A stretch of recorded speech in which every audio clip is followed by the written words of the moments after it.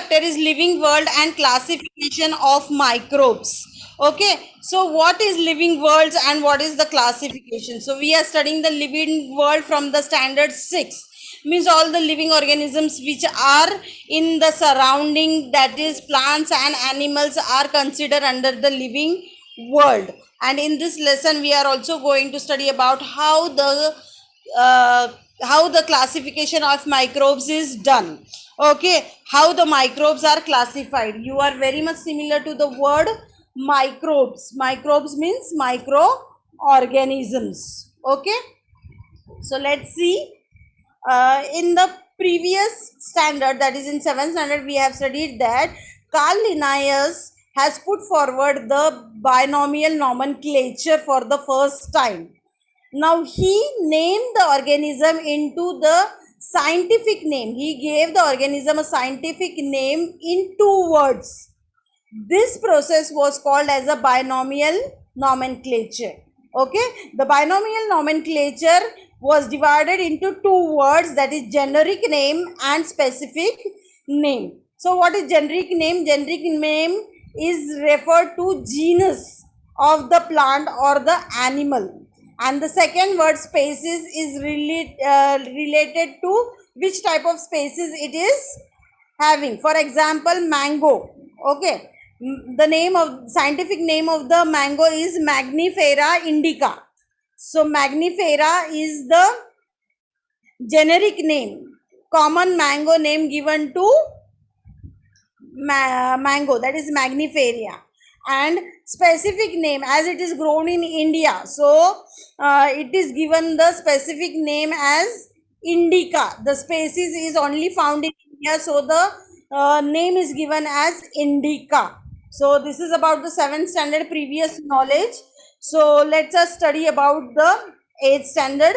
In 8th standard we have studied that there are different number of species produced in our surrounding. In environment there is more than 1.7 to 1.8 millions of species found around the surrounding. So what was the purpose of classification? The purpose was that the organism should be classified, should be recognized and put into the groups for other members to recognize it properly. Okay,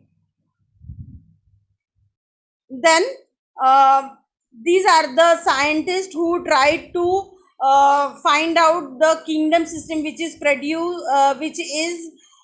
invented by them. So Carl Linnaeus in 1735 he tried to classify the living world into 2 groups, that is Vegetabilia and Animalia. Vegetabilia means related to plants and Animalia is related to animals. Then Haeckel in 1866 he did the research, and then he found out that there are not 2 groups, there are third group also. The organism should be classified into 3 kingdoms such as Protista, plants and animals. This Protista word is new for you. We will pronounce it later on and we will see the characteristics of the Protista. Okay, now he tried to classify that there are no 2 kingdoms, there are 3 kingdoms, and he invented the third kingdom as Kingdom Protista in 1866. Okay, then in 1925, Cheton he created 2 groups, that no, along these 3 different kingdoms there are more to classification for the plants and animals, that is prokaryotics and eukaryotics. Okay, then afterwards Copeland in 1938 he did the research in the studies of the kingdom of the organisms, and he found that there are 4 kingdoms of organisms such as Monera, Protista, plants and animals. Okay, so there was so much confusion among the scientists that there are 2, there are 3, there are 4. So Robert Harding Whittaker in 1969 he divided the living organism into 5 groups. he gave the specific 5 kingdoms of the classification to the living world of organisms, because, and he gave the reasons also how did he classify these 5 groups. So we are going to study about that. So when the process of dividing the living organism into 2 groups, that is called as biological classification. So Whitaker divided the 5 kingdoms. So let us see which are the 5 kingdoms: Animalia, Plantae, Protista, Fungi, and Bacteria. So these are the 5 kingdoms that we are going to study today. Okay. So let us see Whitaker 1969, how did he classify the organisms. Now he classified the organisms into 2 groups. One was prokaryotic and second was eukaryotic. Now what does the word prokaryotic means? Okay, what does the word prokaryotic means? So prokaryotic means the nucleus and the nuclear membrane is not well developed. Okay, here the nuclear membrane is not well developed, whereas in eukaryotic the nucleus is well developed and you can see the nuclear organelles also in this eukaryotes. Okay, then in prokaryotic we have one more kingdom, that is kingdom Monera. So we are going to study kingdom Monera one by one. So kingdom Monera comes under prokaryotic. What does the meaning of prokaryotic means? Prokaryotic means in which the nucleus is not well developed and cell organelles are also not to be seen. Then moving further, Whitaker, he further divided the eukaryotic organism into 2 groups: unicellular and multicellular. So what does the unicellular means? Unicellular. So uni means single. The organism which is having single cell is called as unicellular, and the organism which is having many cells is called as multicellular. You can break the word and understand the meaning of the word. Now in unicellular, one more kingdom comes, that is kingdom Protista. Okay, so kingdom Protista is a unicellular group, as well as it comes under the eukaryotic subdivision. Then in multicellular, again the organisms were divided into 2 groups, such as the organisms which are having cell wall and the organisms which are not having the cell wall. So the organisms which were not having cell wall, they were classified under the group of Animalia. Okay, as you know, as we have studied in standard 7 chapter number 11 about the cell wall, plant cell and animal cell. In plant cell wall is present, whereas in animal cell wall is absent. So here in animal, cell wall is absent, so the kingdom is grouped into different group. And the organisms which were having cell wall, again they were divided into 2 groups, that is phototrophic and heterotrophic. Phototrophic means what? Phototrophic means the plants which are able to prepare their own food is called phototrophic. And under this, which kingdom comes? Plantae. So all plants cannot prepare their own food. So the plants which are capable to prepare their own food are called as Plantae. Kingdom Plantae are classified under the kingdom Plantae. And heterotrophic, now exactly opposite of phototrophic. Now these plants are not able to prepare their own food, so they are classified into the group heterotrophic, that is fungi. As you all know that fungi is not able to prepare their own food, they has to depend upon the other plants for the food. Okay.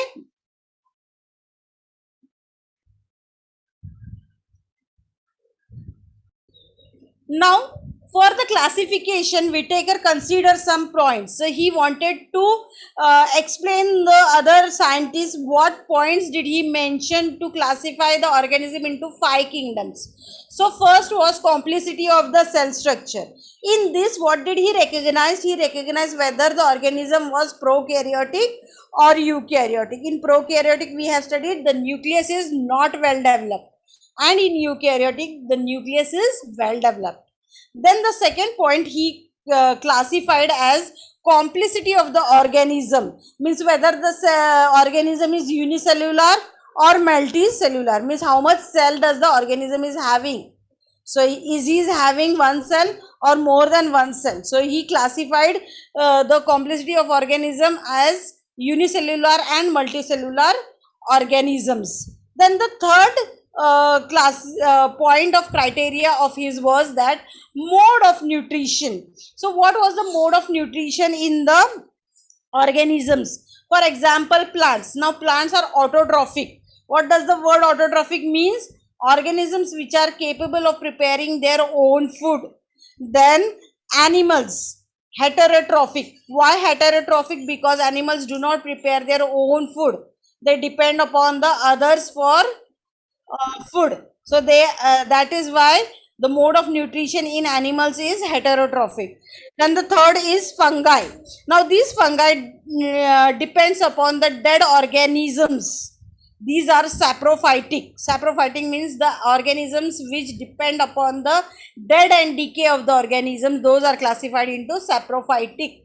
So fungi are the saprophytic, are having saprophytic nutrition. Then the fourth is lifestyle. Now what was the lifestyle?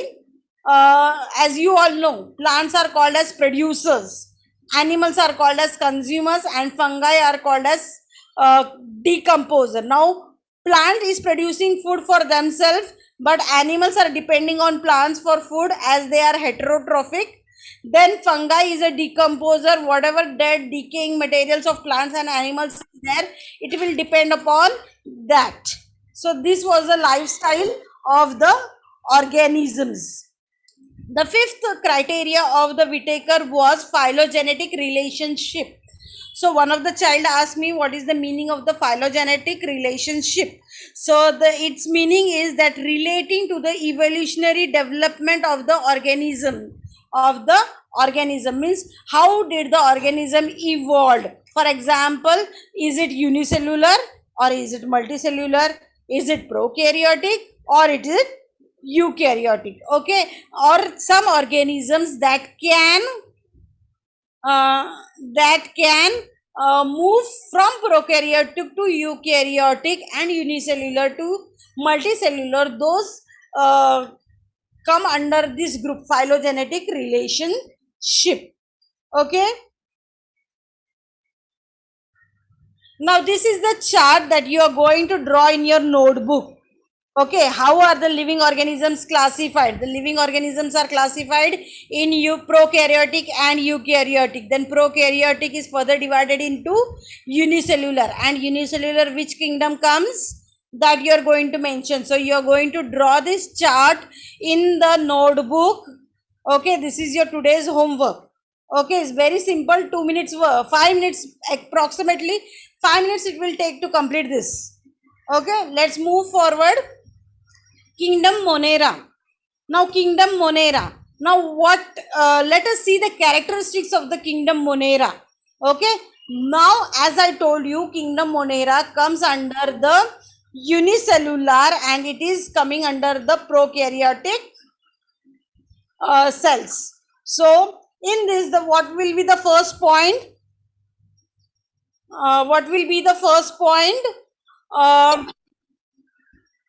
Kingdom Monera, the first point will be unicellular. That means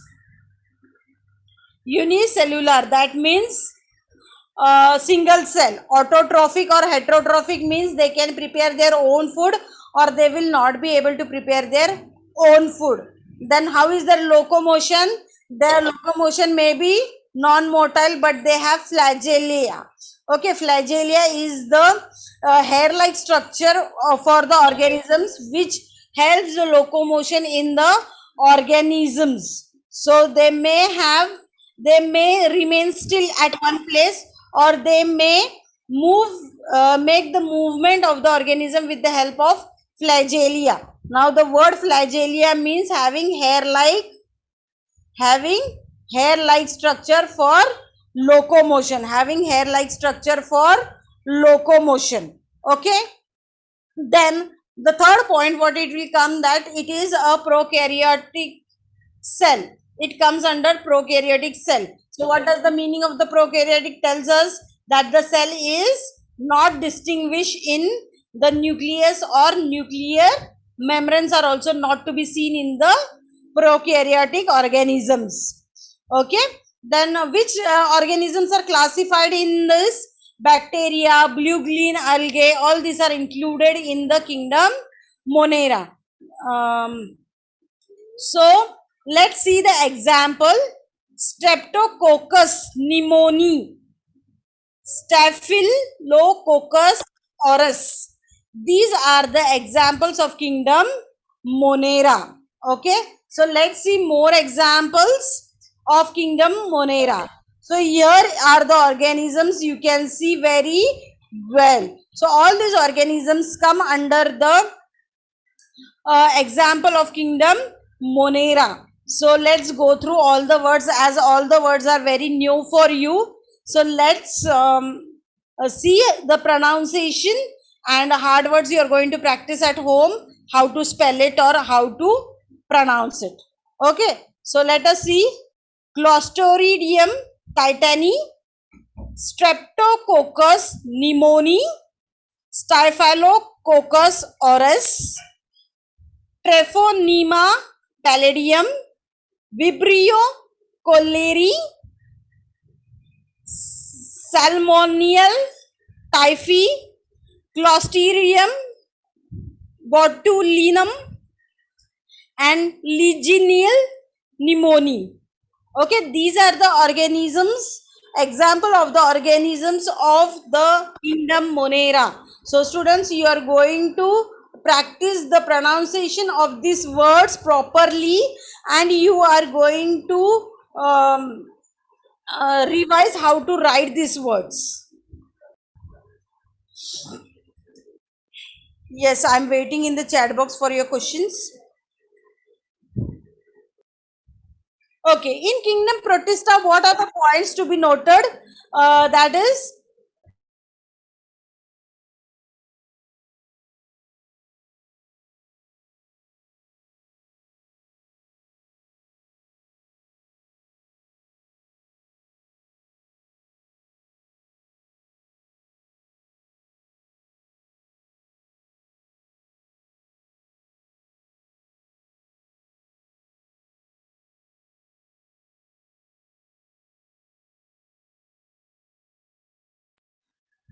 okay, just a second.